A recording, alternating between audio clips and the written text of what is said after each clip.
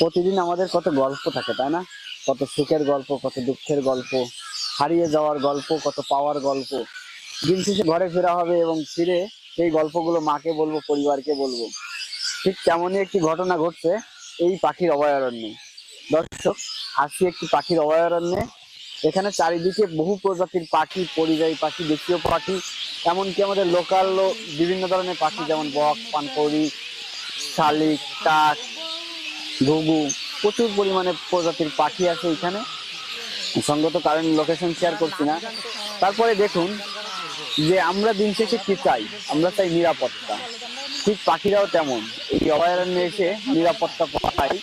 আমাদের পুরো খুলনা, পাশাপাশি নড়াইল জেলা, যশোর জেলা থেকে সমস্ত পাখিরা সারাদিন, বাগেরহাট থেকেও সারাদিন খাবার সংগ্রহ করে রাত্রেবেলা ফিরে আসে। আবার কিছু পাখি আছে যারা সারাদিন রাত্রেবেলা আবার খাবার সংগ্রহের জন্য বের হয়ে পড়ে। কি ঘটনা, কি সুন্দর একটা মনোরম পরিবেশ।